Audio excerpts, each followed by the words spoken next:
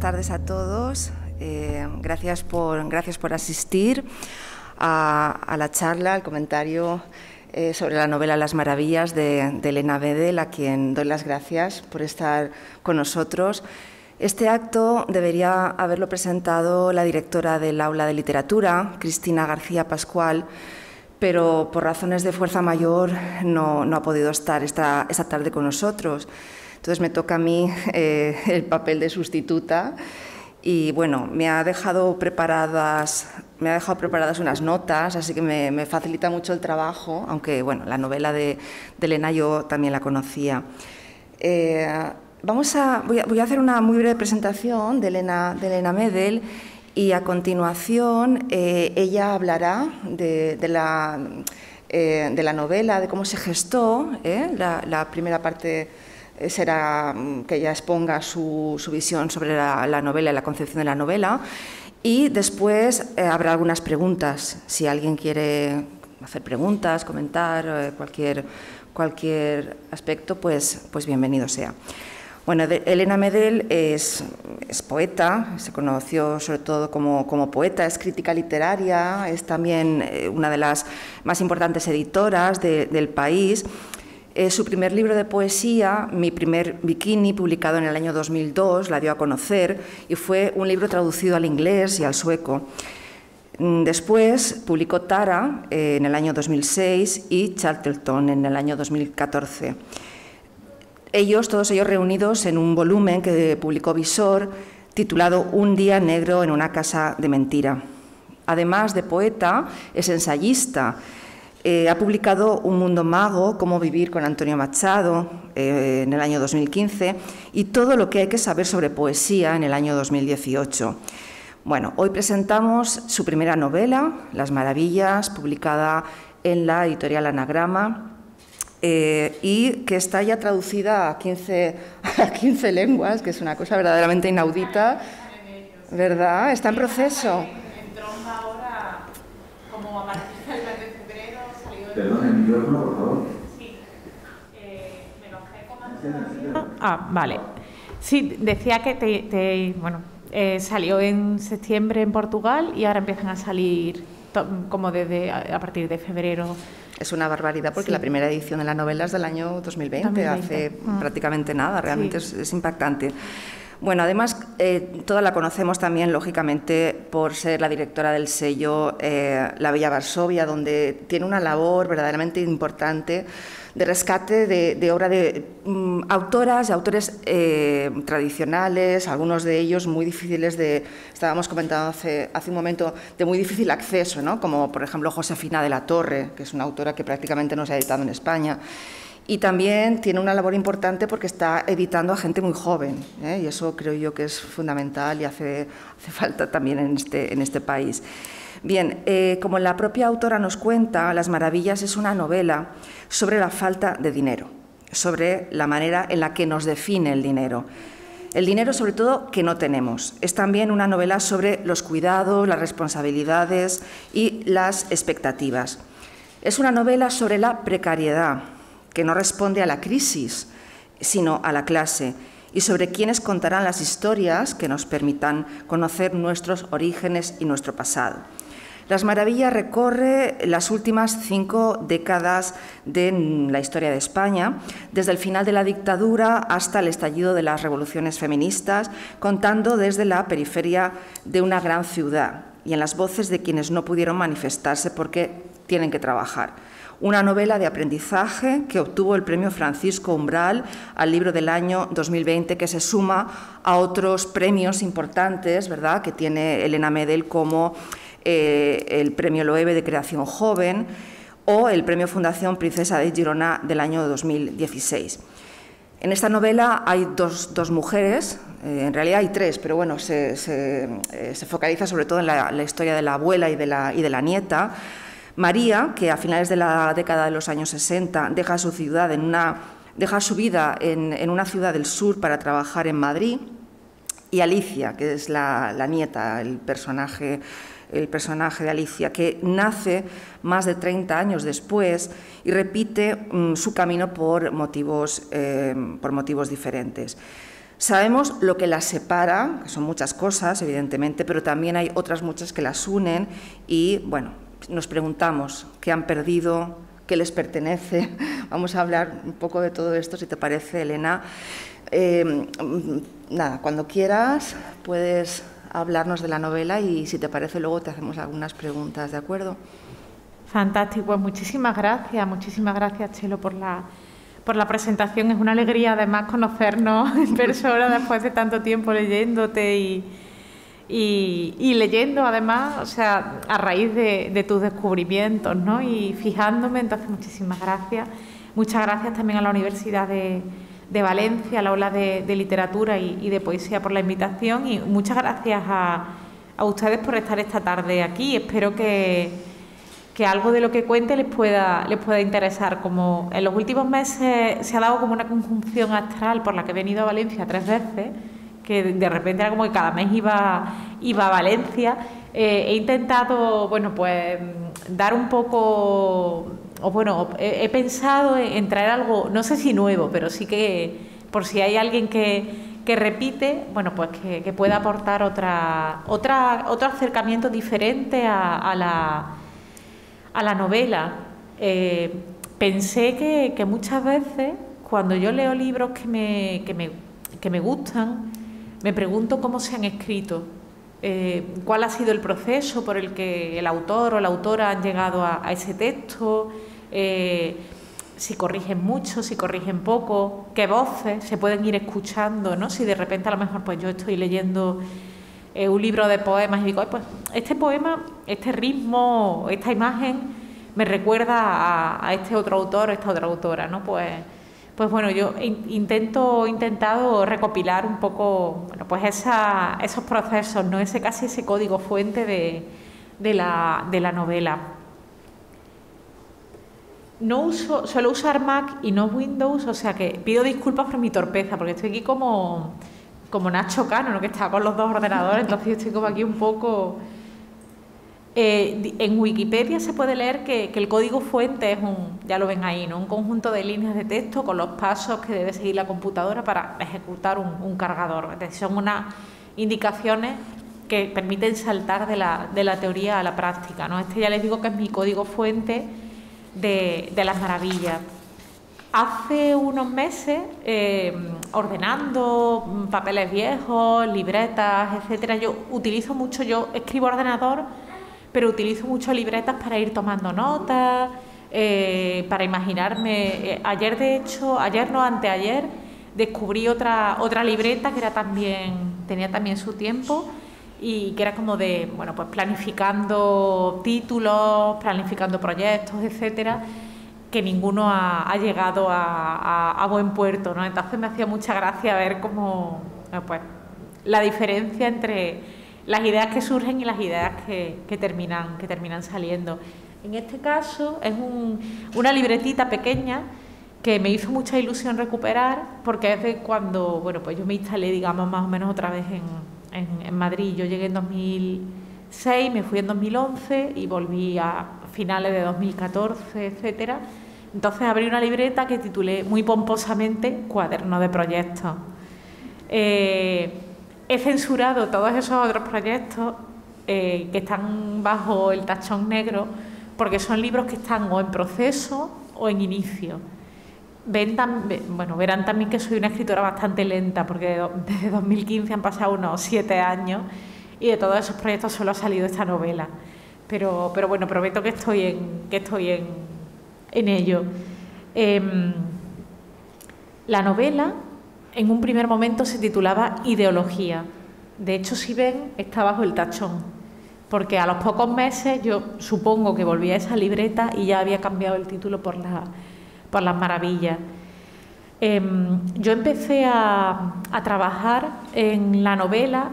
Las maravillas es la primera novela que publico, pero es la 4ª que escribo. Hay 3 intentos anteriores que por distintos motivos me pareció que no merecían la pena y bueno, si a mí no me parece que no merecen la pena, no creo que a otra persona se lo vaya a parecer. Entonces decidí no publicarlas, no seguir adelante con esos proyectos. Pero sí que había algo que unía esas 3 novelas fallidas. Y era un personaje, bueno, había mucho más en común, ¿no? Aparece continuamente el dinero, la clase, de forma más o menos intensa. Pero había un personaje que era el personaje de Alicia, que es una de las protagonistas de Las Maravillas, y que aparecía como personaje secundario en las otras novelas, ¿no?, que yo había ido descartando. Cuando, bueno, pues me dio por empezar a pensar otra vez en otro libro de narrativa, a ver si a la cuarta iba la vencida, me acordé de ese personaje y me pregunté, bueno, si aparece continuamente en lo que escribo es porque me interesa mucho, ¿no? Hay algo que me hace, bueno, pues querer saber continuamente qué piensa, cómo piensa, qué se le pasa por la cabeza, qué le sucede, etcétera. Si han leído la novela, hay un capítulo, creo que es el tercero, que se titula El Reino. Es el capítulo, mis amigas lo llaman el de las niñas haciendo las tareas, ¿no? Porque no nos acordamos de los títulos de los capítulos, pero sí de las escenas que describen. Ese fue el primer capítulo que yo escribí para la novela. El borrador, muy en bruto de Las Maravillas primero, ¿no? En torno a marzo, abril de 2015... Por entonces fue ese capítulo en el que hay 3 preadolescentes, tienen 11 o 12 años, que están haciendo, bueno, pues un trabajo que les han mandado de clase, el típico trabajo de grupo que hay que recortar y pegar, etcétera, y están pues en el salón de la casa de una de ellas y de repente hay una llamada de teléfono que cambia la vida de una de ellas, sobre todo del personaje de Alicia, pero en cierto modo yo creo que cambia también la vida de las demás, aunque, bueno, eso es otra historia, ¿no? Que no sé si contaré o que no sé si hay chicha para contar ahí, ¿no?, por así decirlo. Pero viene de ahí, ¿no?, de esa obsesión con ese personaje, y a raíz de ese primer borrador, de ese capítulo, yo seguí haciéndome preguntas, ¿no? ¿Quién es esta chica? ¿Qué ocurre con ella? Pues a lo mejor 10 años después, 20 años después. ¿Quién es su madre? Que aparece en el capítulo, lo cruza como un fantasma, igual que cruza por toda la novela. ¿Quién es su abuela? ¿Qué les pasa a cada una de ellas? Y de esas preguntas yo fui tirando del hilo, ¿no? Fui deshaciendo la madeja, por así decirlo, y llegué a lo que quizá pudo ser la novela. En este otro pantallazo está, bueno, pues ahí como yo les decía que yo trabajo sobre todo en ordenador. Escribo muy poco a mano porque no entiendo mi letra. No es una cuestión de ser mística, tal, etcétera. Me encantaría poder escribir a mano. Me da mucha envidia las libretas que veo de algunas compañeras y de algunos compañeros, ¿no?, que tienen, pues, veo libretas de trabajo de novelas que son obras de arte con collages, etcétera. Yo no quiero decir, yo podría hacerlo, pero bueno, claro, cuando después haya que descifrar lo que he escrito a mano, igual tengo que llamar a un perito, a alguien que me ayude. Pero entonces, por eso, por ser práctica, casi todo a ordenador. Entonces, bueno, pues sí que tengo como esos cuadernos en los que voy tomando, pues, algunas ideas de proyectos, etcétera, pero a los 5 o 10 minutos tengo que transcribir. Y este pequeño pantallazo son, bueno, pues ya en la recta final de escritura, que fue en el verano de 2019. Ahí hay 4 años de idas y venidas. Yo publiqué en ese lapso de tiempo 2 ensayos y un libro infantil. Es decir, que había, bueno, pues yo seguía escribiendo en paralelo, ¿no? Y digamos que Las Maravillas era mi proyecto principal, pero era al que le dedicaba menos tiempo y el que estaba tardando más en salir. Yo muchas veces pienso en que leemos no los libros que se han querido escribir, sino los libros que se han podido escribir, por muchos motivos, ¿no? Bueno, pues porque a lo mejor la persona que estaba escribiendo ese libro pues tiene un trabajo al mismo tiempo que le impide, no es alguien que se pueda dedicar al 100% a la escritura, sino que tiene un trabajo que le impide, pues, dedicar todo ese tiempo, o además de ese trabajo tiene todas las tareas de cuidado, ¿no?, de la casa, de la familia, etcétera. Entonces, por ejemplo, en este caso yo Las Maravillas la escribí a base de madrugones, porque yo, bueno, pues me iba mejor la mañana que la noche. La escribí a base de madrugones, ¿no? De muchos días despertándome a las 5 o las 6 de la mañana y de fines de semana, sacrificados, ¿no? Ya llegó un momento en que mis amigas, mis amigos me decían, bueno, pues aceptamos que no puedas quedar este fin de semana porque entendemos que has quedado con tu novela y que tu novela está esperándote haciéndote ojitos. Este pantallazo es de esa recta final, ¿no? Por las fechas, sobre todo 15 de julio, 16 de agosto, 22 de agosto. Más o menos yo iba ordenando de manera, bueno, un poco caótica dentro de mi... Quiero decir, yo estoy contando cuál es mi manera de trabajar, por si a alguien le puede interesar, etcétera, o le puede resultar curiosa, pero si algo tengo claro es que probablemente mi forma de trabajar no sirve a otra persona y al revés, ¿no? Probablemente quizá alguien de repente levante la mano y me diga, pues yo escribo libros de otra manera y son formas totalmente válidas, ¿no? Yo creo que cada cual va encontrando un poco su tempo de escritura, ¿no? Por así decirlo. Y en mi caso yo trabajaba mucho con archivos para capítulos sueltos, cada capítulo tenía una carpeta. Y ya después, bueno, pues entré en la locura de las versiones definitivas, de las versiones por número, por fecha, etcétera. Pero antes hubo un momento en que yo llenaba el ordenador de archivos, o sea, de archivos como ese, detalles.rtf. Me di cuenta, después me arrepentí porque no tendría que haberlo, me habría gustado quizá conservarlo de otra manera. Detalles.rtf era mucho más extenso porque eran un montón de detalles que yo, bueno, pues de repente me venía una idea, ¿no? Era como, bueno, quiero escribir un capítulo en el que ocurra esto en concreto, quiero escribir un capítulo que me recuerde a este otro capítulo de esta autora, por ejemplo. Cuando abrí el archivo de detalles RTF me di cuenta, claro, que yo había ido cortando y pegando en cada capítulo el indicador, por así decirlo, y me había quedado solamente con esta frase, que es un momento en el que María en el bar busca con la mirada a mujeres como ella. Si han leído la novela o si la leen más tarde, reconocerán que hay efectivamente un momento en el que María en el bar busca con la mirada a mujeres como ella, ¿no?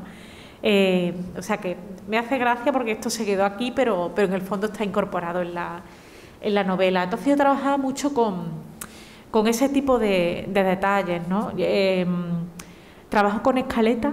Estoy ahora a mitad más o menos de la quinta novela y yo trabajo con escaleta. Lo que hago es que escribo, digamos, en 5 o 6 páginas, voy trabajando durante un tiempo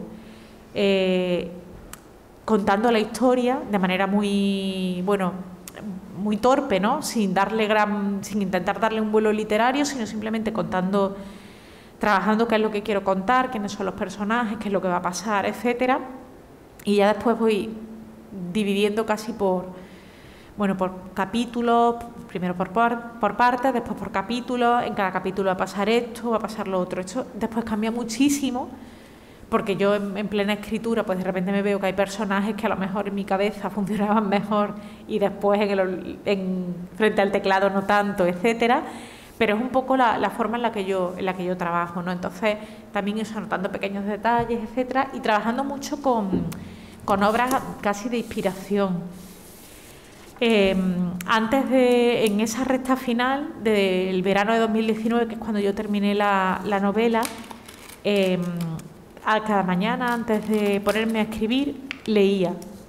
Y leía libros que yo pensaba que me podían dar una temperatura de escritura, por así decirlo, ¿no? Que me ayudara a encauzar lo que yo quería hacer y como yo lo quería hacer. Era como si, evidentemente, pues si yo fuera a practicar algún deporte, pues antes hago un calentamiento. Entonces, pues mi calentamiento era leer. Y era leer, por ejemplo, Entrevisillos de Carmen Martín Gaite, que para mí es, bueno, Carmen Martín Gaite está cercana a lo sagrado, si es que está instalada ya para mí es una de las grandes escritoras. Y Entrevisillos es un libro que yo leí en la adolescencia sin emocionarme especialmente, lo confieso, pero cuando años después me reencontré con el libro y con la relectura, me di cuenta de la grandeza de esta novela, ¿no? Que me parece uno de los libros imperiales. O sea, me parece un libro que define la literatura del siglo pasado, ¿no? Por muchos motivos, por todas las capas que tiene de narración, porque tú puedes ir siguiendo, por así decirlo, el itinerario de lectura que quieras, porque está lleno de... Puedes seguir a las chicas más jóvenes, puedes seguir a los personajes más veteranos, puedes hacer una lectura más, bueno, pues fijándote en los personajes femeninos, puedes ver la lectura desde el punto de vista de la ciudad. Creo que es un libro muy rico en ese sentido. Entonces yo, bueno, pues aspiraba a hacer, no sé si algo parecido, pero sí desde luego que pensaba mucho en la escritura de Martín Gaite y sobre todo en Entrevisillos.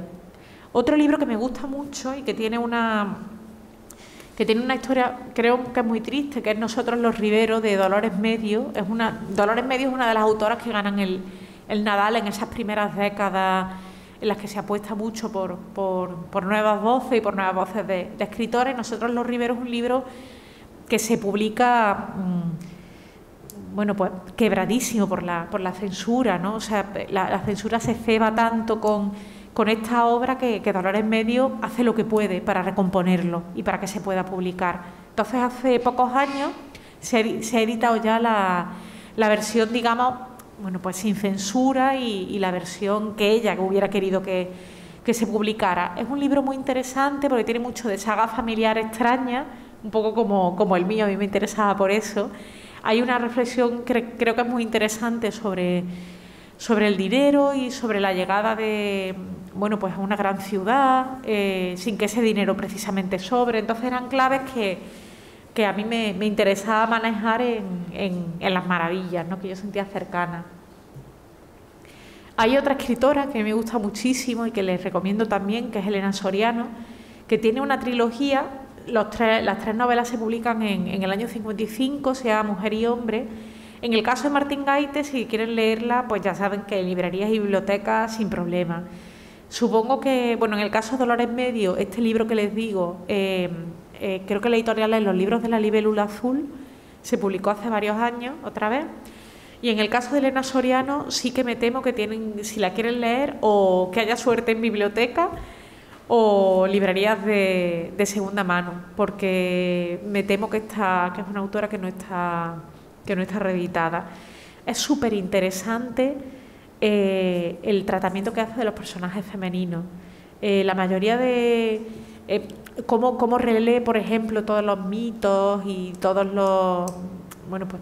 la simbología que hemos ido heredando generación tras generación, etcétera, cómo la actualiza, la irreverencia que tiene. A mí me gusta mucho y me gusta mucho esa manera que tiene, pues, de enfrentarse a lo canónico, ¿no? Por así decirlo. Ya les digo que es una escritora que a mí me gusta un montón. Y era una de estas autoras, ¿no?, a las que yo leía por las mañanas un ratito para ir calentando, para no torcerme el tobillo en un esfuerzo. O Los Enanos, por ejemplo, de Concha Alós, que cuando yo preparé esta charla no se había reeditado todavía. Acaba de salir en La Navaja Suiza, o sea que es súper fácil conseguir este libro, que es un retrato absolutamente despiadado de la España que le tocó vivir a la autora, ¿no? Y me interesaba mucho esa crudeza para mi novela, ¿no? La quería llevar yo a las maravillas. Y bueno, ya mirando a las afueras, por así decirlo, o a nuestra afuera, Natalia Ginzburg, he seleccionado 2 libros que yo tenía cerca, que eran, por supuesto, El léxico familiar, cómo se construye una historia política, porque al final léxico familiar es la historia de su familia, pero es al mismo tiempo la historia de la Italia de esos años, ¿no? Con todas las circunstancias históricas y sociales, etcétera. Pues me interesaba mucho cómo construir una historia política desde lo emocional y desde desde lo particular y desde lo íntimo. Y La ciudad y la casa, que es un libro que no es tan conocido de ella, pero que yo les recomiendo, yo creo que, no sé si es la última novela que publica o casi la última. Es una novela muy libre, tiene formato epistolar y a mí me interesa mucho porque en apariencia está contando la historia del protagonista, que es el que nos presenta en las primeras cartas. Es la persona que manda esas primeras cartas, a quien se las mandan. Pero poco a poco, yo quiero imaginar que ella se aburre de ese personaje y le interesan mucho más los secundarios. Y entonces nos va dejando ver cómo la vida del personaje protagonista, o a priori protagonista, transcurre con sus idas y sus venidas, pero empieza a poner el foco en esos personajes que ella había ido dejando en los márgenes, ¿no? Y de repente te encuentras con personajes que aparecen solamente en unas pocas cartas, pero que tienen una fuerza y una potencia que te hacen querer seguir todo el rato con ellas, sobre todo, ¿no? Entonces me gustaba mucho porque, bueno, pues yo quería también jugar con esa presencia de los personajes secundarios que de repente aparecen y desaparecen porque ya han cumplido su función, pero dejan en quien lee una huella. También, por supuesto, Annie Ernaux, El lugar y el acontecimiento son los libros suyos que más me gustan. Annie Ernaux, estos dos libros en concreto están publicados en España por Tusquets, y el resto de su obra está publicándose en Cabaret Voltaire. Yo a Annie Ernaux se la recomiendo, bueno, les recomiendo a todas estas autoras, pero en el caso de Annie Ernaux a mí me gusta muchísimo. Ella parte de lo autobiográfico, Las maravillas no es autobiográfica, pero sí parte de lo personal, por así decirlo, y logra construir historias, ya les digo, con una voluntad pues política. En mi caso, pues Las maravillas, antes el primer título fue Ideología, que creo que ya, bueno, pues apunta un poco por dónde va la intención de la novela, pero me parecía que cerraba demasiado el significado, ¿no? Y que limitaba demasiado la lectura. A mí me gustan mucho los libros muy abiertos. He hablado de esa posibilidad antes, ¿no? De leer entre visillos desde distintos lugares simbólicos, y a mí me gustan mucho esos libros que permiten que bueno, pues vaya acercándote a ellos según casi tu interés en ese momento, o según tus prejuicios, tus expectativas. Y en el caso de, por ejemplo, pienso sobre todo en El lugar, que es el libro que ella escribe a la muerte de su padre, que no es exactamente un libro sobre la muerte de su padre, que lo es desde luego, ¿no? Se puede leer un poco con esa intención, pero es un libro que cuenta el choque entre dos generaciones, la generación de Annie Ernaux, ¿no? Que es una generación desclasada, que logran un poco ese salto pues, de la clase obrera a la burguesía. Ella es funcionaria y choca con la generación del padre, bueno, porque es un hombre casi analfabeto, que ha salido adelante como ha podido, que viene del medio rural, etcétera. Entonces, para mí es un libro sobre la conciencia de clase a veces, y a veces vergüenza de clase, pero porque yo lo quiero leer desde ahí, pero se puede leer desde otros puntos. Y una debilidad para mí que es Elena Ferrante. En general, todos sus libros, tiene un libro, si les interesan los procesos de escritura y saber cómo se enfrenta cada cual a los libros que escribe, tiene un libro que es La Frantumaglia, están todos en Lumen, en el que ella va contando, bueno, pues cómo se enfrenta a la escritura, etcétera. A mí me gusta mucho la tetralogía Dos amigas.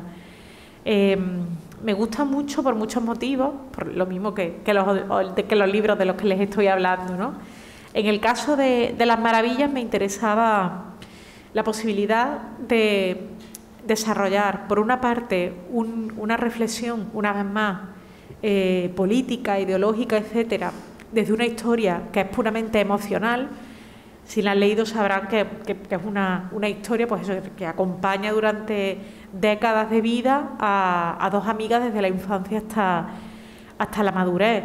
Pero no es solo eso, ¿no? Porque, bueno, pues hay un retrato espectacular de la lucha casi, ¿no? Por salir de un barrio muy pobre, por la lucha por escapar de la pobreza, cada una pues sirviéndose de armas diferentes.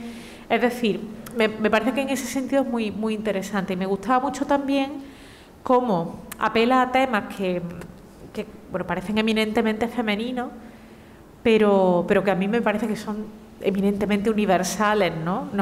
Muchas veces tenemos como ese deje de que cuando nos enfrentamos a una novela protagonizada por un personaje masculino, o a un poema con una voz masculina muy, muy, muy clara, pensamos que nos habla de los grandes temas en mayúsculas, ¿no? El amor, el tiempo, la muerte, la vida, etcétera. Sin embargo, cuando esa voz es femenina, ya nos habla de cosas de mujeres, ¿no? De cuestiones particulares. Ya estarán, es como si lo masculino fuera lo universal y lo femenino fuera pues, lo parcial. A mí me llama mucho la atención con Las Maravillas, que es una novela sobre el dinero, que me parece que los temas de dinero nos afectan a todo el mundo, ¿no? Sin importancia, o sea, sin distinción de género. Si no tienes dinero, no tienes dinero. Entonces a mí me llama mucho la atención como había gente que me decía, no, claro, es que no creo que me guste porque claro, hablará de cosas íntimas, de mujeres. Digo, bueno, el dinero es verdad que es una cosa íntima porque nos da muchas veces vergüenza hablar de él, etcétera, pero no creo que sea algo que se limite, ¿no? a una parte de la población, sino que me parece que es mucho más amplio. Pero el hecho de estar protagonizado por dos mujeres parecía que cerraba para mucha gente la lectura, ¿no? Hay otro libro que a mí me interesa mucho, que es El fin de Alicia, que de hecho el personaje de Alicia se llama así por este personaje, de A.M. Homes. Es un libro que está en anagrama, en compactos anagrama, una edición rosa. Me gusta mucho este libro por motivos parecidos, bueno, porque hay un momento en el que, si lo conocen o si lo leen, no les voy a destripar mucho por si les apetece leerlo. Es un libro que cuenta una situación muy extrema y muy desagradable, pero lo cuenta de una manera en la que tú, a mitad de lectura, paras y dices, no puede ser que esté empatizando con esta voz. Me parece que es súper complicado conseguir eso y que la autora lo hace muy bien. Esa posibilidad de que las palabras estén moldeando, por así decirlo, no sé si el pensamiento, pero sí la actitud de quien está leyendo, ¿no? Yo al principio empiezo a leer espantada y conforme pasan las páginas escribe de una forma que a mí me provocaba eso, grandes dilemas. Y es un libro como para leer. Me pasa como con las películas de Haneke, ¿no? Que es como para... Yo soy incapaz de ver una película de Haneke seguida. O sea, desde que empieza hasta que acaba tengo que ir parando. Y con este libro me pasaba eso. Y me ayudaba mucho a definir el personaje de Alicia. Igual que otro libro que tenemos que hablar de Kevin, de Lionel Shriver, que también me ayudó mucho, ¿no? a trabajar con ese personaje. Y hay otra autora a la que siempre menciono, que es Eva Youth.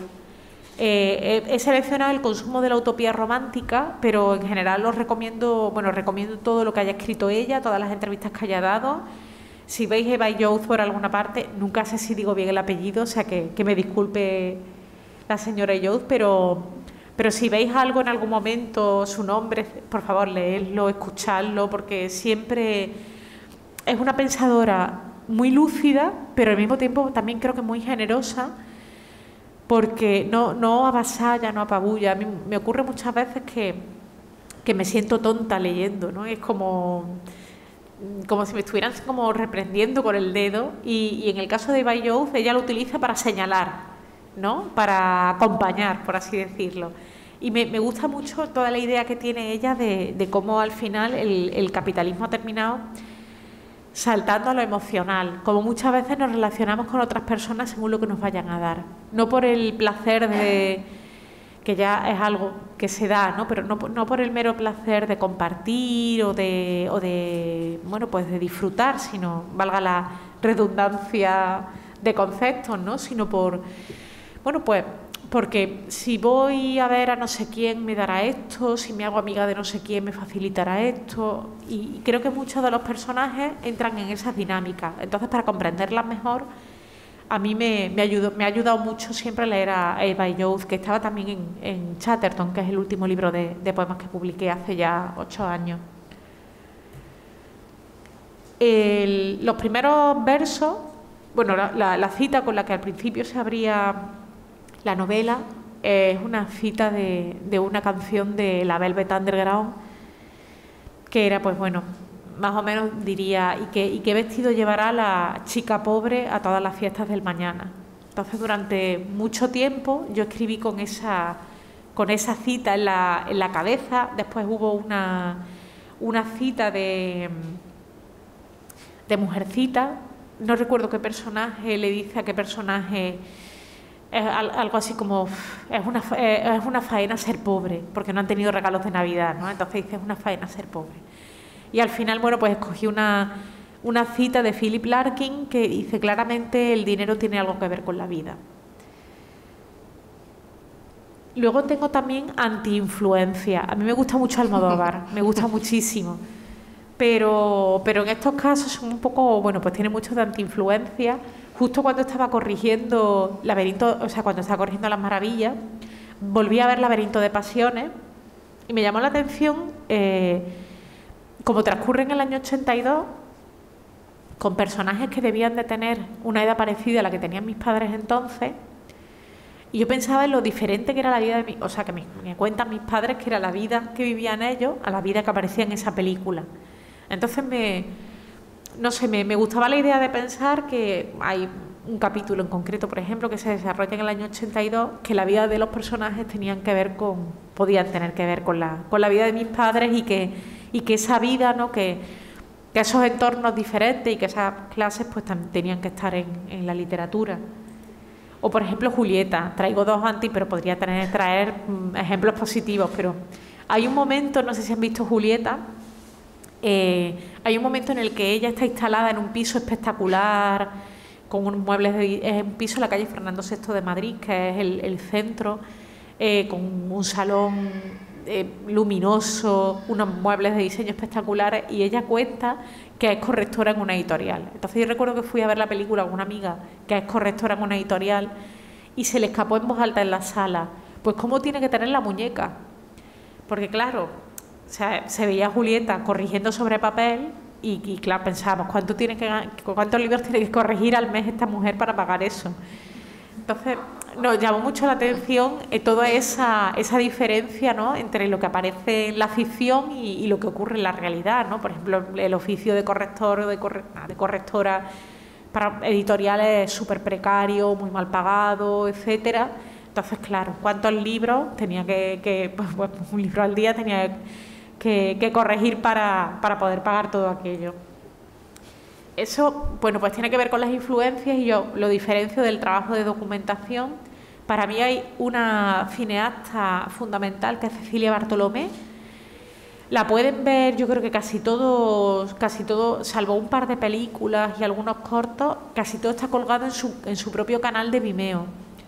Si se meten en vimeo.com y buscan Cecilia Bartolomé, ella tiene allí un montón de cortometrajes, mediometrajes, creo que hay incluso alguna pieza un poco más extensa.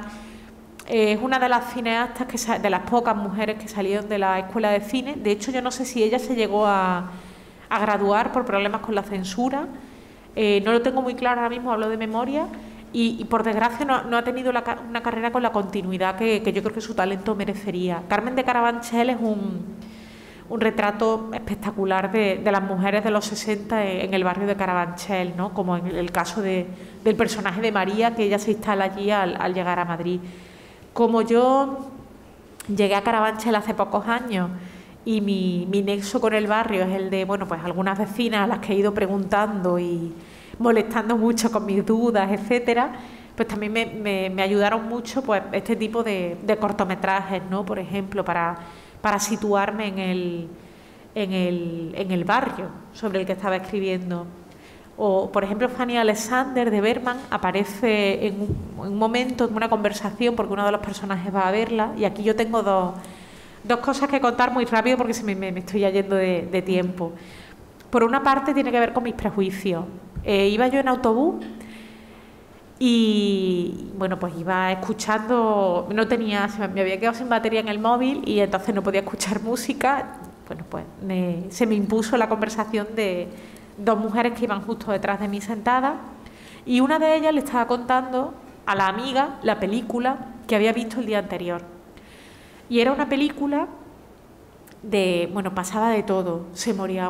Había un hombre que moría y la mujer y los hijos terminaban en casa. La mujer se casaba con un hombre que los trataba fatal y había fantasmas. Era un culebrón.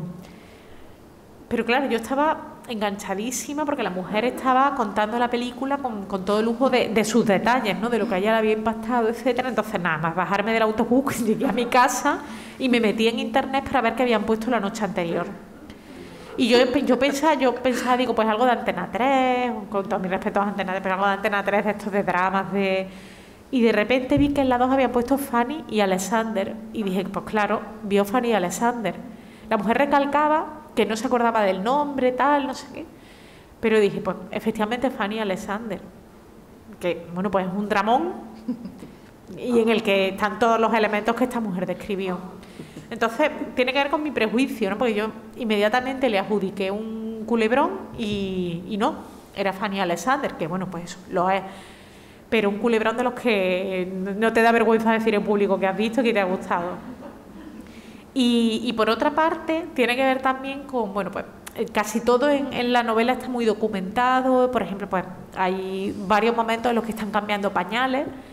Unas veces son pañales de tela y otros de celulosa. Pues yo escribía Johnson & Johnson para que me confirmaran cuando llegaron los pañales de celulosa a España, que llegaron en el 70.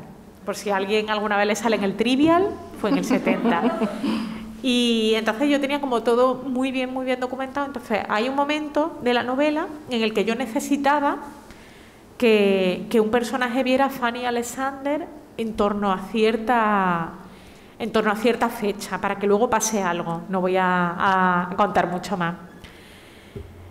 Hubiera tenido, quiero decir, si yo no hubiera encontrado ese dato concreto, pues probablemente hubiera cambiado la película. Para mí era importante que estuviera por una cuestión personal, ¿no? Como decía, casi de justicia poética con aquella cinéfila del autobús. Y estuve, bueno, mirando en la hemeroteca de ABC, que antes era gratis, ahora ya por desgracia no, porque yo me pasaba allí horas y horas buscando cosas, buscando información. Pues me dediqué a ver toda la cartelera de Madrid en el mes de octubre del 84. Entonces ya llegué a finales llegué como al 20 y tantos de octubre ya desfondada, porque claro, Fanny Alexander se había estrenado 2 años antes, era muy complicado, etcétera, hasta que el 20 y tantos de octubre aparece en un cine cuyo nombre no recuerdo, que hoy ya no existe, hoy es un supermercado, aparece un ciclo Berman. Y ahí digo yo, muy bien, programador o programadora de este cine, allá donde esté, muchas gracias porque me ha solucionado la novela. Pues efectivamente Fanny Alexander se proyectó el sábado 27 de octubre del 84 en este cine cuyo nombre no recuerdo, así que mi personaje podía estar viendo esa película. Dicho lo cual, yo cerré la página de ABC y respiré tranquila. También trabajé con muchas fotografías antiguas, algunas, bueno, personales, ya enseñaré algunas, y otras, pues, sobre todo de archivos municipales. La novela...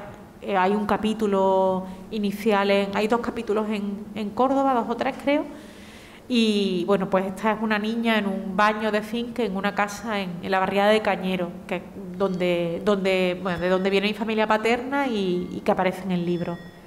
O por ejemplo, Carabanchel, una vez más, pues como yo, mi memoria es muy reciente, pues la Biblioteca Digital Memoria de Madrid ahí me facilitó la vida porque había fotos y fotos y fotos, que es muy emocionante porque son fotos donadas por la gente. O, por ejemplo, la calle Eugenia de Montijo, pues la gente de repente escaneó sus fotos y las mandó a la biblioteca. Si han leído la novela, les voy a presentar a un personaje. El niño de la izquierda es el personaje Chico, que en realidad, bueno, es mi padre. No es mi padre, quiero decir, Chico es un personaje distinto, tiene una peripecia vital diferente, pero bueno, sí que está basado en... Más o menos tiene la edad de mi padre, tiene el mismo apodo de mi padre y es del mismo barrio, etcétera. Y, por ejemplo, pues todas las fotos familiares ahí me sirvieron mucho sobre todo para construir ese capítulo. Y ahí está Chico celebrando su cumpleaños. Si han leído la novela, en el patio que se describe en la novela. Y aquí voy muy rápido porque la novela... Hay un proceso de... Yo creo que la escritura no es solamente el momento de teclear, como enloquecida, ¿no? Sino que tiene también... Se empieza a escribir antes con las lecturas, con el pensamiento, etcétera, y se sigue escribiendo después en la reescritura. Aquí tienen todas mis carpetitas de versiones. La que se ha publicado es la 11ª. O sea que hay un montón. Falta como la carpeta definitiva. Falta por ahí alguna carpeta, creo.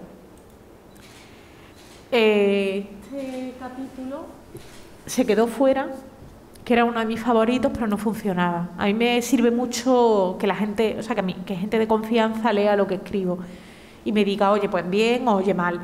Y en este caso todo el mundo menos una persona me dijo, oye mal.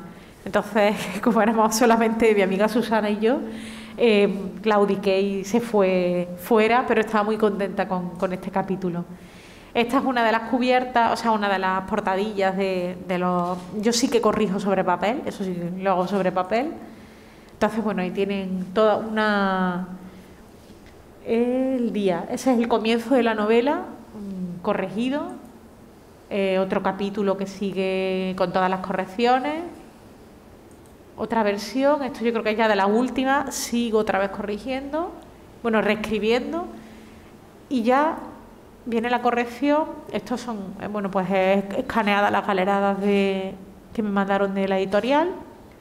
3 de agosto de 2020 y aquí llega Elena con su histeria de seguir corrigiendo, incluso sobre que ya hubo un momento que me dijeron, Elena, no, esto tiene que entrar en imprenta.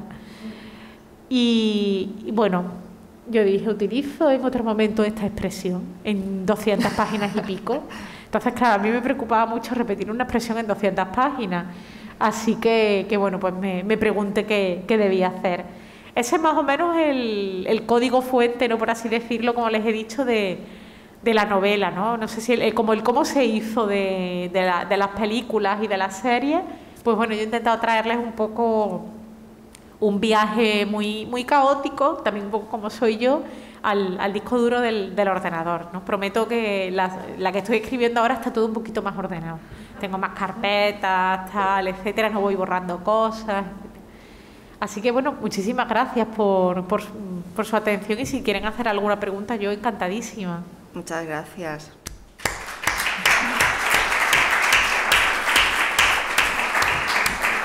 Bueno, pues muchas gracias, Elena, por tu generosidad, porque nos has metido directamente dentro de la pantalla de tu ordenador y de estos secretos tan íntimos, ¿verdad?, de cada profesor, de cada escritor. Yo, bueno, me había resuelto ya 2 preguntas que tenía, que una era sobre el proceso de escritura y otra era también sobre las referencias literarias, que obviamente han quedado clarísimas. Pero bueno, vamos a dar paso también a algunas preguntas, porque supongo que mucha gente habrá leído la novela y tendrá también alguna curiosidad. Pero como has estado explicando todo esto, a raíz de, bueno, cuando estaba escuchándote me ha surgido una pregunta, y es: cada uno de los capítulos va alterando fechas, ¿no? Años 60, años 70, años 80, etcétera. Al escribir la novela, ¿cerraste capítulos o cada uno de los que van en la misma franja cronológica se escribieron al mismo tiempo? ¿Cómo solucionaste esto? A mí eso, en ese sentido, por ejemplo, trabajar con escaleta me ayudó un montón. Yo soy muy insegura, bueno, en todas las facetas de la vida, y como escritora, por supuesto, también. Entonces yo, de entrada, creo que todo está mal y nada merece la pena. Por eso necesito que haya gente de confianza, pues eso, que me diga, pues mira, a lo mejor este capítulo o este poema que tú has descartado, igual sí que puede estar bien, tal. Y a mí, o sea, en esa inseguridad, trabajar con escaleta me ayuda un montón, porque me permite tener todo un poco más controlado. Hay gente que se sienta a escribir y escribe, y cierra una novela, o cierra un libro de cuentos, o cierra un poemario, y son libros espectaculares. Pero en mi caso yo necesito esos asideros para ir más tranquila. Lo que hice fue escaletar todo por fecha y ver que todo más o menos encajaba, porque además yo necesitaba que hubiera personajes que nacieran en determinado momento, que hubiera cosas que ocurrieran en determinado momento, etcétera. Y eso me permitió tener muy claro, incluso conocer, cerrar fechas que no aparecen aquí, pero que yo necesitaba saber que existían. Fecha de nacimiento de María, fecha de nacimiento de chicos, ese tipo de cosas. Después iba escribiendo, eso sí, a salto de mata. De repente a lo mejor podía terminar un capítulo de María del final y no tener escrito el del comienzo. Sí que tuve los dos primeros, el de María y Alicia primero, sí que lo estuve casi desde los primeros momentos, pero si no, yo iba saltando de escritura porque como sabía lo que iba a pasar en cada capítulo, eso me daba bastante facilidad. Entonces cuando veía que se me atascaba, pues a lo mejor había un día que empezaba con una escena que me resultaba especialmente difícil, pero claro, yo no quería que el día se me fuera en nada, porque para mí el tiempo era súper valioso. O sea, lograr acotar a lo mejor 3 horas de escritura para mí era una fiesta y no quería tirarlas a la basura.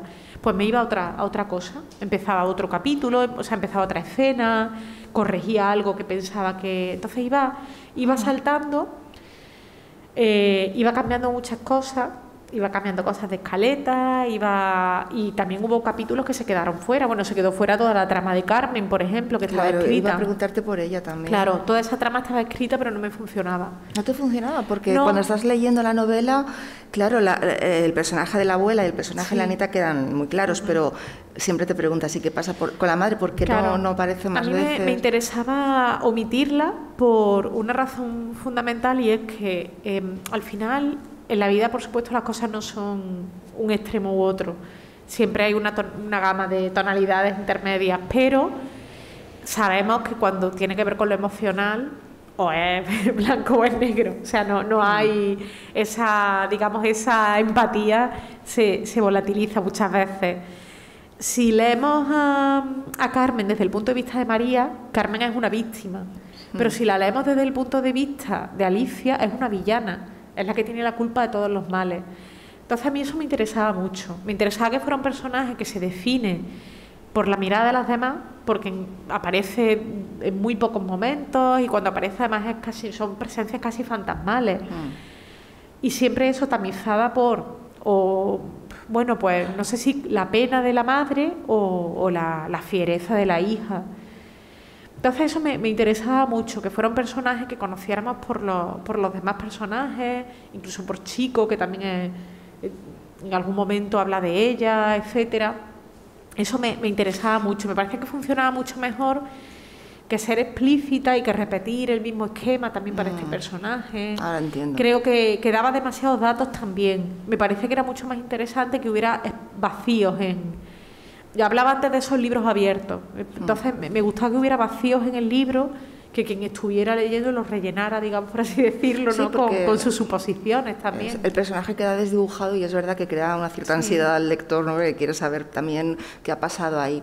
Bueno, yo creo que estamos de acuerdo todos los que hemos leído la novela en que hay varios pilares básicos importantes que sustentan todo el texto. Uno de ellos, claramente, es el feminismo. Sí. La novela acaba y empieza de la misma manera, ¿no? Con la huelga feminista del 2018, y eso no es baladí. Imagino que tú ahí tendrás una razón, lógicamente, ¿no? Increíble el final también, me pareció muy interesante cuando se reencuentran supuestamente, ¿no? La abuela y la... Que a lo mejor no, claro, yo siempre digo... Sí, que a lo mejor es abierto. Uno de ellos es el feminismo. Ahora, si queréis, hablamos un poquito sobre estos temas que aparecen aquí. Otro tema que a mí me parece muy importante, es un filón, y a mí eso me interesa mucho personalmente también, es el de las relaciones familiares, pero también vinculadas a las clases sociales, ¿no? Todos los que pertenecemos a unas familias normales, que de repente hemos tenido la posibilidad de estudiar, que de repente hemos tenido la posibilidad de viajar. Todo esto que tú planteas en la novela a mí me interesa mucho, porque hay como conflictos de clase, ¿no? Aparece mucho la clase trabajadora, la hija se desliga bastante de la abuela y de la madre, precisamente porque ella, como tú dices, ha tenido acceso a otra cultura. Ligado a todo esto, además, está un tema que yo creo que es evidente en tu escritura, porque es el de la crítica social, ¿no? Es una novela, en el fondo, no sé qué te parecen las etiquetas, yo las odio, pero imagino que algo de crítica social, desde luego, vemos. Es una novela claramente, es una novela social, es una novela ideológica, claramente, ¿no? Entonces, toda esa precariedad que tú señalas, precariedad laboral, ¿no? Porque obviamente todos los trabajos que tienen todas ellas son trabajos precarios, y tú estás manifestando, ¿no? Tu punto de vista claramente ideológico. En fin, son apuntes así sueltos, pero que yo creo que todos estamos de acuerdo en que es una novela que se basa sobre todo en la crítica social y en la crítica también feminista. Hay otro aspecto, bueno, si quieres luego hablamos un poco más ordenadamente, pero otro aspecto que me ha llamado la atención es que hay muchas mujeres, pero no hay tantos hombres. Sí. Eso está hecho adrede, claro, porque uno se ahorca, el otro no aparece en las fotos, el otro no está... Bueno, es interesante toda esta mirada que tú señalas. Si te parece, vamos a empezar, y si queréis podemos hablar, ¿no? Si quieren que podemos hablar entre todos sobre la apuesta por este feminismo. ¿Qué es para ti todo esto? ¿Qué lucha personal tienes tú? ¿Qué implicación personal tienes tú, Elena? Quiero decir, yo soy feminista y para mí es imposible, quiero decir, desgajar mi pensamiento de lo que escribo, de todo lo que hago. Y además para mí el feminismo tiene que ver no solo con la igualdad de género, sino también con la igualdad de clase, con la igualdad de raza. Quiero decir que es una lucha que es mucho más transversal, ¿no? No tiene que ver solamente con una cuestión, sino que es mucho más amplia. Entonces, claro, inevitablemente cuando me pongo a escribir, yo no puedo quitarme de la cabeza parte de esa parte de lo que pienso, ¿no? Y planteo, bueno, pues lo llevo planteando en los libros de poesía, también como editora, por ejemplo, en la apuesta por la escritura de mujeres, etcétera. Quiero decir que es algo que me viene acompañando durante todo este tiempo y al plantear la novela, pero de manera muy natural. Quiero decir, a mí me interesa porque toda la trama del personaje de María tiene que ver con momentos puntuales de la historia reciente del país, ¿no? Y toda la trama de Alicia tiene que ver con crisis de la historia reciente del país, ¿no? Pero en el caso de María, por ejemplo, para mí, además que es un personaje que tiene mucho vínculo con todo ese asociacionismo, primero vecinal, luego de mujeres, todo el feminismo que se ha hecho durante décadas en los barrios periféricos, ¿no? Con trabajos de cuidado, de apoyo, que me parece que está muy invisibilizado, ¿no? Que creo que es fundamental, que han sido redes de apoyo verdaderas durante muchísimo tiempo. Y que, bueno, pues como son... Bueno, pues a lo mejor hay un momento en el que lo cuento en la novela, se lo pongo a María, pero es algo que me dijo una mujer de una asociación de mujeres de mi barrio, ¿no? Que me dijo, bueno, pues es que nos dieron un premio, pero no pudo ir ninguna de las de la asociación porque no nos daban el día libre. Entonces lo entregaban por la mañana y tuvimos que mandar a la hija de una de nosotras que estaba en el paro y que sí que podía ir, porque no nos daban no podíamos justificar la mañana libre. Entonces, claro, eso a mí me llamó mucho la atención, ¿no? Era como, al final estás dando un premio a unas mujeres, pero te da exactamente igual que estas mujeres puedan ir a recogerlo o no, porque has decidido hacerlo en un horario que es incompatible con el suyo. Estas mujeres, Elena, ¿tú querías que representaran o sea, son como mujeres que están representando a sus generaciones o no? ¿O son personajes individuales? Yo creo que son personajes individuales, pero que los que sí que puede haber, bueno, pues puntos en común con muchas otras personas, ¿no? A mí lo generacional me cuesta porque me parece que una cuestión de cronología no afecta quizá tanto como una cuestión de clase o como una cuestión de género, de raza, etcétera. No me parece que es algo mucho más. Por ejemplo, creo que la precariedad que viven los personajes no tiene que ver con el tiempo tanto, ¿no? Porque es parecida a la de María y la de Alicia y se llevan 30 años. No, pero yo me refería más, fíjate, al hecho de que pudieran representar a mujeres de clase obrera. Claro. Bueno, a mí me gustaría pensar que sí. O sea, era mi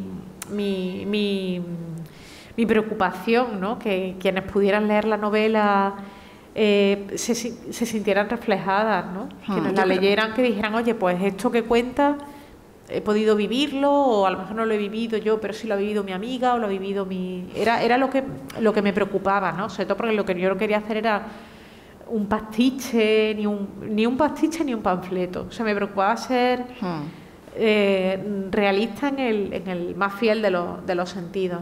Sí, porque la novela tampoco va con banderas, efectivamente, no es una novela en ese sentido que ideológica al 100%, pero sí que es verdad que la lectura está ahí. Está ahí. Es decir, yo sí que cuando leo la parte relacionada con María está claro, ¿no? Está claro que es ese tipo de mujer. Además, una mujer que tampoco se siente menos que nadie. Ella está orgullosa de ser una limpiadora, de ser la mujer que es, ¿no? Y de haber sido una luchadora toda su vida. Y luego cuando leo la parte de Alicia también, y en parte incluso me reconozco, ¿no? En algunos capítulos, por ejemplo, me gustó mucho la batalla. Este capítulo me gustó mucho cuando ellos están en los bares, los jóvenes de aquella época, y bueno, pues están hablando de lo que se hablaba en los años 80, lógicamente, en los cambios sociales, en la política, en la proclamación de Felipe González, ¿no? En aquel año, ¿no? En el 82. Entonces, bueno, pues me parece que sí que están, de alguna forma, creo, por eso te lo había preguntado, representando a esa época, ¿no? A esas mujeres o a esas generaciones. Y también qué importante, ¿no? El hecho de que una mujer joven como tú esté tratando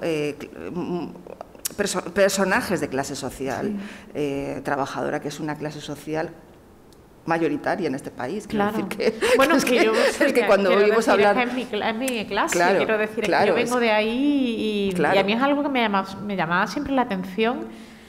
Traía el ejemplo de Almodóvar, ¿no? Porque me llamaba la atención como, incluso cuando veía en la ficción reflejada profesiones parecidas a la mía o circunstancias que podrían ser parecidas a la mía, están totalmente desfiguradas, ¿no? Claro.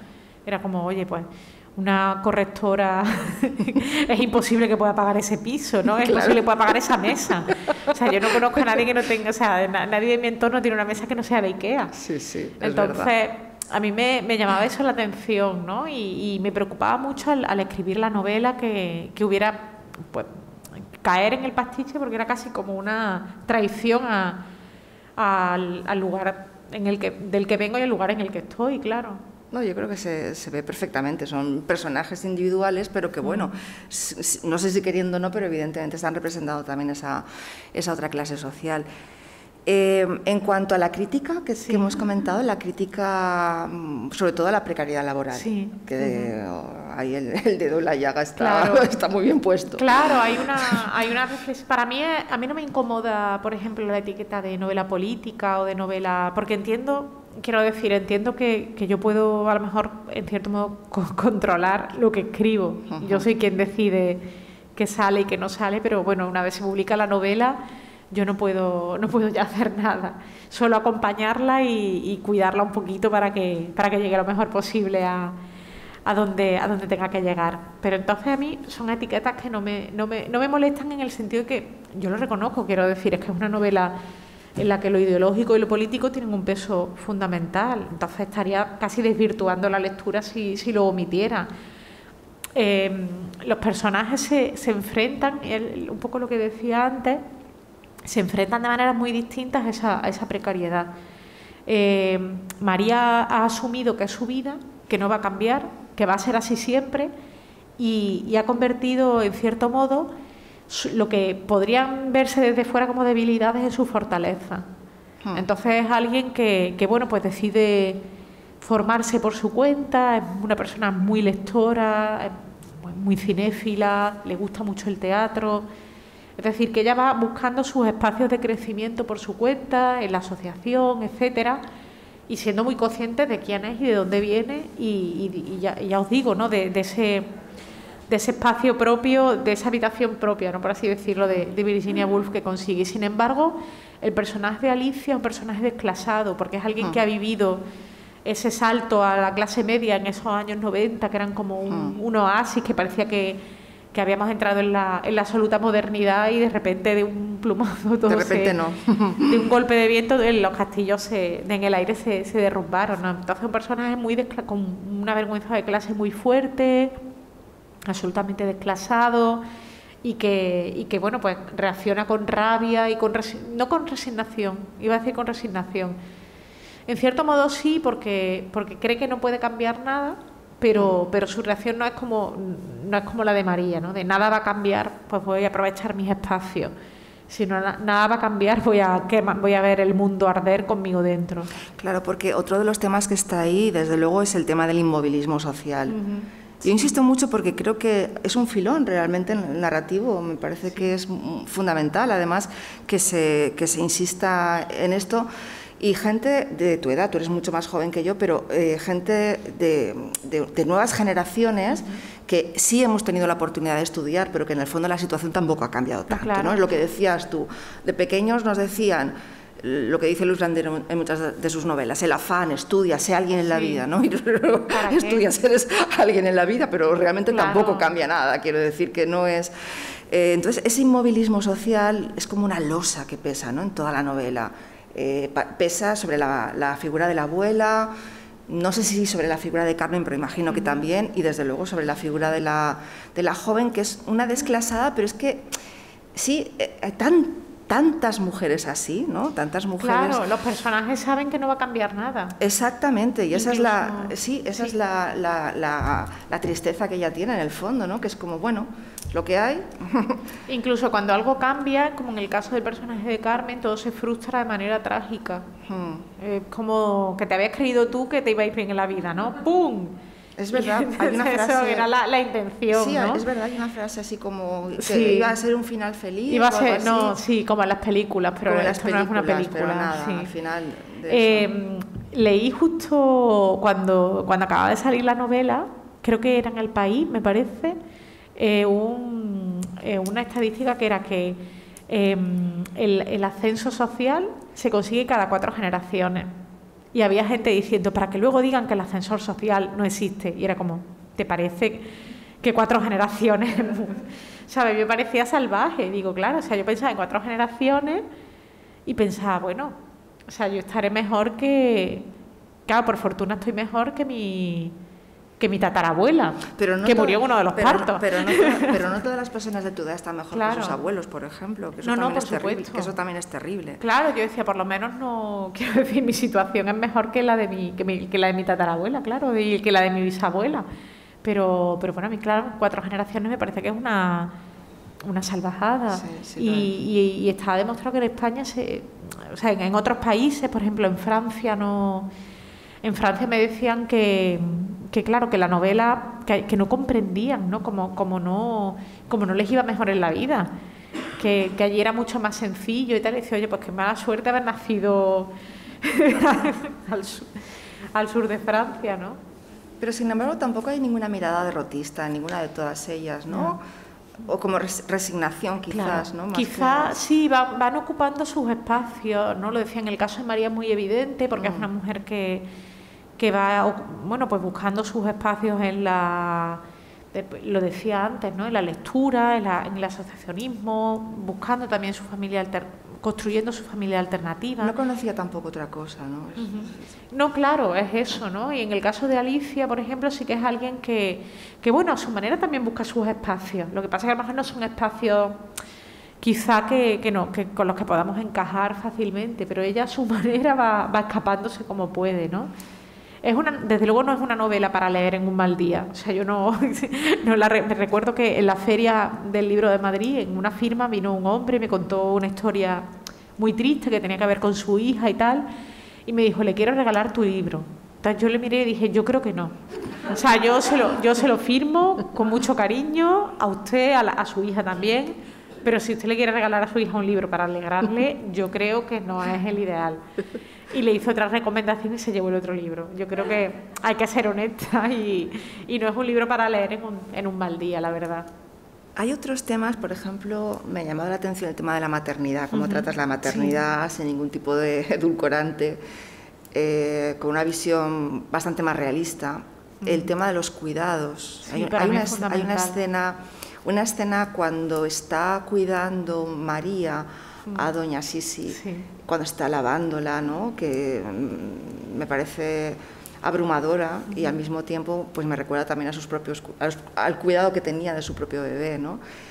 En fin, el tema de la maternidad está ahí, ¿no? Es un tema, no sé hasta qué punto te interesa, no sé hasta qué punto el hecho de darle esa pátina así como distante era algo intencionado, querías hacer algún tipo de... A mí me dar interesa, algún tipo de lección, no sé. A mí me interesaba sobre todo el tema de los cuidados, porque creo que es algo fundamental en nuestra sociedad. cómo, por ejemplo, o sea, cuando alguien enferma en una familia, el cuidado casi inmediatamente recae en la mujer que haya cerca, la madre, la hija, la esposa, la hermana, etcétera, ¿no? ¿A cuántas mujeres hemos visto cuidar? Incluso a cuántas mujeres hemos visto que cuando ya llegan a, bueno, pues se jubilan y tienen todo el tiempo del mundo para estar tranquilas, de repente tienen que asumir el cuidado de alguien porque, bueno, pues no queda otra, ¿no? O como también los oficios de los cuidados son eminentemente femeninos y además están precarizados, ¿no? Es como, a mí me parece que es algo fundamental, cuidar de otra persona, velar por su salud, etcétera, y bueno, sin embargo se pagan tan mal, con unas condiciones de trabajo muchas veces sin contrato, etcétera, y eso me apetecía quería que estuviera en la novela, ¿no? Porque creo que es algo sobre lo que tenemos que pensar, como los cuidados son algo que muchas veces además se impone. Si alguien decide no cuidar, esa persona inmediatamente se le coloca la marca de traidor a su familia, de traidor a su entorno, etcétera. Entonces, bueno, pues en la novela hay mujeres que deciden no cuidar o a las que no se les permite cuidar como quisieran o en el momento que pueden, ¿no? Muchas veces, en el caso del personaje de María, por ejemplo, ella no tiene opción para decidir, ella tiene que hacer lo que le dicen en el momento en que decide, en el que tiene posibilidad de elección, se le niega esa elección una vez más. Entonces eso me interesaba que estuviera en la novela. Con respecto a la maternidad, yo escribí una primera versión y se la pasé a varias amigas que además son madres, pero da la casualidad de que son madres. Y todas me dijeron, hay que ver el peso de la maternidad en la novela. Y yo no era consciente, ¿no? Quizá porque es un tema que para mí no estuviera igual que sí que quería tratar la clase, el dinero, los cuidados, etcétera, la maternidad no estaba continuamente en mi cabeza, ¿no? Sin embargo, sí que al releer esa primera versión, claro, después de que ellas me lo señalaran, claro, vi que era uno de los...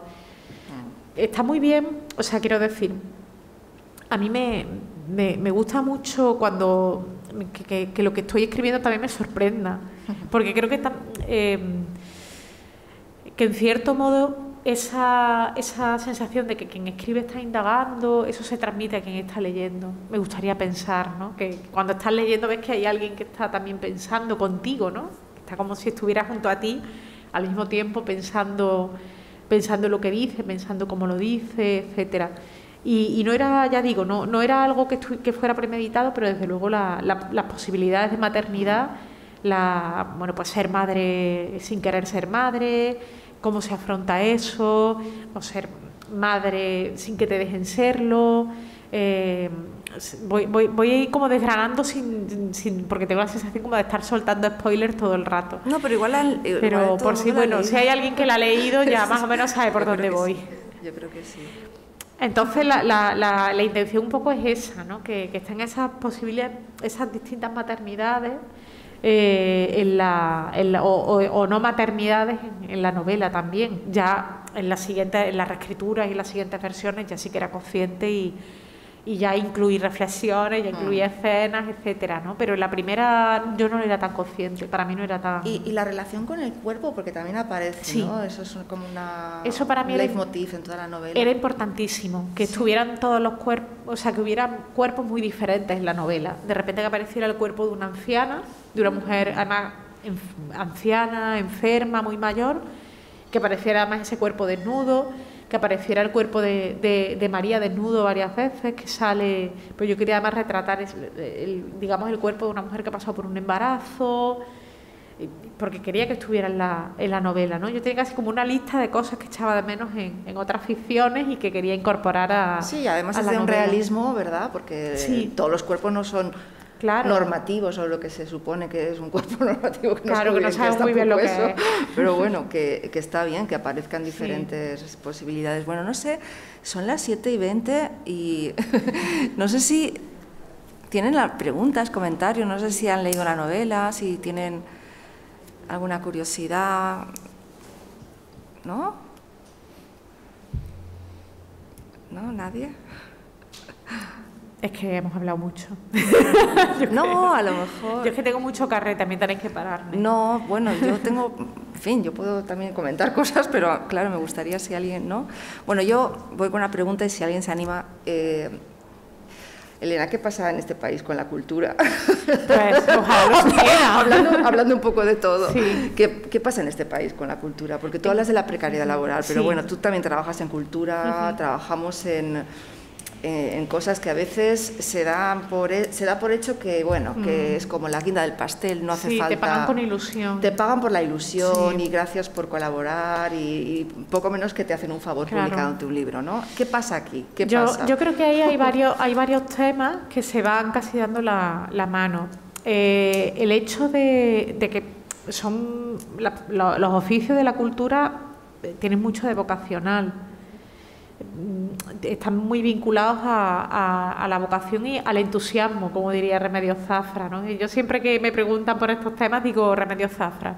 O sea, yo puedo decir cualquier cosa, pero mucho mejor siempre leer y escuchar a Remedios porque es mucho más, lo ha pensado mucho más que yo y es mucho más inteligente que yo y mucho más aguda.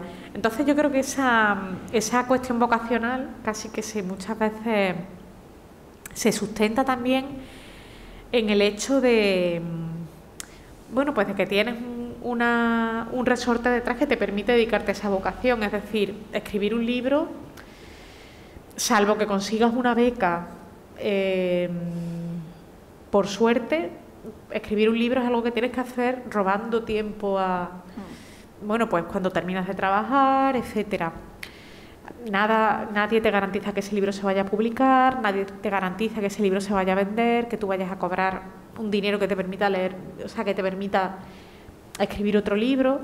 Entonces, claro, ¿qué es lo que sucede? Pues que hay gente que a lo mejor sí se lo puede permitir porque sí que tiene el piso pagado o sí que tiene el plato de comida en la mesa, etcétera, ¿no? Pues porque tiene pues un resorte familiar que sí que un soporte familiar, ¿no? Que sí que le permite dedicarse a la escritura. Entonces es como un círculo, ¿no? De repente, bueno, pues si tú vienes de una clase social concreta o tienes la fortuna, nunca mejor dicho, de poder dedicarte solamente a tu arte y a todo lo que conlleva, pues claro, puedes escribir libros que se parezcan más a los libros que quieres escribir.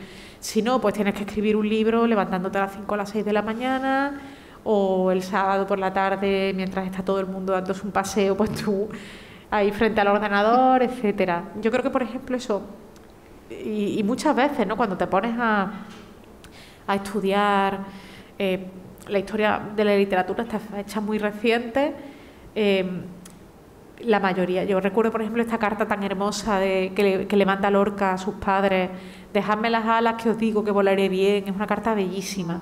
Básicamente es seguirme mandando dinero, que yo estoy aquí en Madrid haciendo carrera y escribiendo.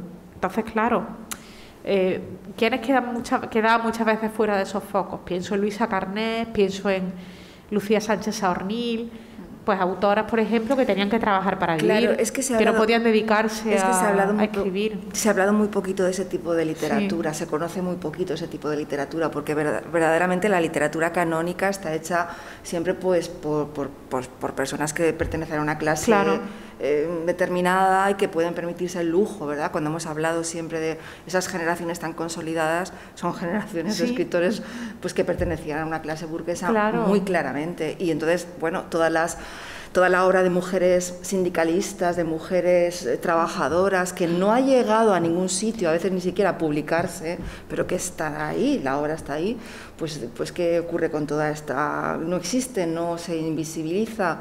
Ahí hay, ¿verdad?, un montón de temas que podríamos también tratar. Claro. Yo cuando entro ya en el tema de recuperación de autoras, lo siento, pero ya es como el final. Claro, yo pienso, por ejemplo, en Concepción de Estebarena, que para mí es una de las grandes poetas del 19, que era de una clase, que era una autora de clase baja, cuya obra se conserva gracias a que tenía una familia benefactora, que se ocupa de recoger sus poemas, cuando ella fallece recoge los poemas, los publican, etcétera. Si no llega a tener esa familia con dinero que digamos que se apiada de ella, etcétera, no conoceríamos su obra. O el caso de las mujeres también encarceladas, ¿no? Claro. En cárceles franquistas, que tampoco ha tenido tanta repercusión y sin embargo pues es una voz que a mí personalmente me interesa mucho, claro. Bueno, queríamos preguntarte por la labor que llevas. Yo soy representante del aula de poesía, entonces tengo que sacarte la pregunta sobre la Bella Varsovia. En fin, un poco valorar en general qué es lo que estáis haciendo. ¿Cuál crees tú por dónde van los tiros ahora? Pues mira, yo creo que vivimos un momento en cuanto a la poesía que es espectacular porque hay varias generaciones, muchas generaciones, o sea, desde gente que nació ya a principios de los 2000 a veteranos que están publicando libros inmensos. O sea, yo creo que en cuanto a generaciones, también en cuanto a estéticas, hay una diversidad muy interesante. Si te interesa una escritura quizá más realista, más figurativa, tienes buenos libros. Escritores que estén trabajando con el lenguaje, tienes buenos libros. Escritores que estén trabajando con el silencio, tienes buenos libros. Y creo que es muy interesante también, de un tiempo a esta parte, yo publiqué justo ahora hace 20 años el primer libro. Y bueno, pues tengo ya pues esos 20 años un poco de experiencia viendo que se publica, etcétera, y me parece que es muy interesante cómo cada vez hay una mayor diversidad también de sellos. Es decir, que no es como al principio. Yo recuerdo cuando terminé el primer libro que era o te presentabas a un premio y tenías la suerte o yo veía que había amigos con libros excelentes que estaban inéditos, y en parte por eso también empecé a publicarlos, ¿no? Porque era como, oye, este libro merece la pena y yo sé que lleva tiempo intentando publicarlo y no lo consigue, pues nada, lo publico yo con toda la inconsciencia. Entonces yo creo que hay momentos, o sea, que es un buen momento para quienes estamos leyendo poesía, ¿no? Y que merece la pena celebrar, no sé, esas diferentes voces que están escuchándose al mismo tiempo. Me parece muy... No, es muy importante que lo hagáis porque una editorial tiene un papel muy importante. Si tú solamente publicaras a poetas que van en una dirección o claro, solamente... a mí, por ejemplo, o sea, en la Bella Varsovia de repente puede salir pues de repente el libro de... Pienso, por ejemplo, en los 4 o 5 últimos libros que hemos publicado. El libro de Sara Torres, que es una escritora que yo creo que en la línea de Chantal Maillard, reflexionando sobre el deseo, con una genealogía del deseo lesbiano súper interesante.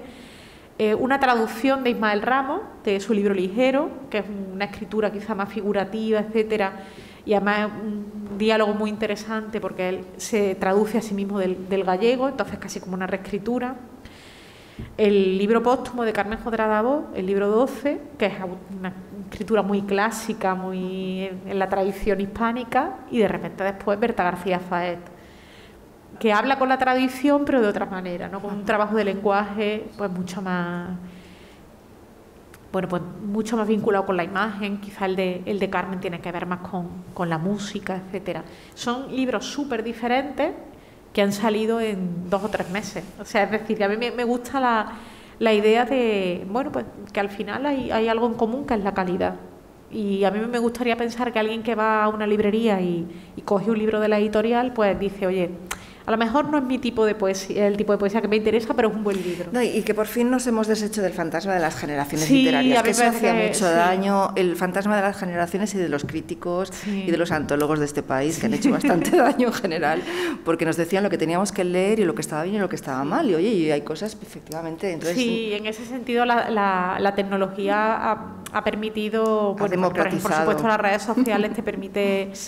contar qué libros has publicado, qué libros estás publicando, compartir poemas. Y yo hay muchos libros de los que me entero por redes. O sea, porque de repente alguien publica un poema que me gusta y me voy a la librería y lo compro.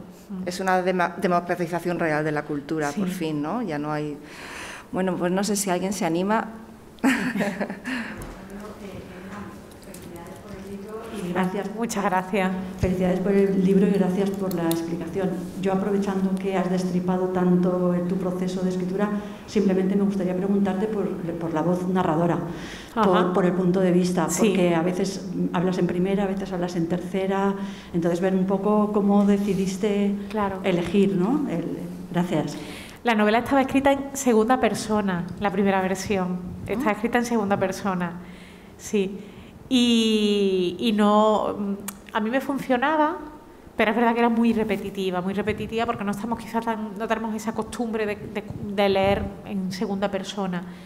Y ahí hice un primer trabajo, una primera reescritura antes de de dar con la versión, digamos, sería una versión 0, ¿no? Antes de dar con la versión 1, que fue pasarla a esa tercera persona, que yo creo que es una voz narradora omnisciente, pero al mismo tiempo muy tendenciosa, porque siempre se está poniendo del lado del personaje a quien está contando. Cuando habla de María, va a favor de María; cuando habla de Alicia, va a favor de Alicia. Y después los insertos casi en primera persona son reflexiones, son monólogos. Me gusta mucho esos saltos. Yo sé que son endiablados y sé que traigo por el camino de la amargura a mucha gente cuando la lee, pero me gusta mucho esa escritura que tiene que ver también con nuestra propia dispersión muchas veces, ¿no? Cuando estamos contando, incluso cuando estamos contando algo, yo misma hoy, cuando estaba contando, de repente habría enormes paréntesis que nunca cerraba, pero al final la conversación es así, siempre. Cuando estamos hablando con otra persona, contamos algo, empezamos a contar otra cosa, nunca cerramos el tema, etcétera, y me gustaba pensar que la novela imitaba a la vida en muchos sentidos, y entre ellos ese. Gracias. ¿Alguien más?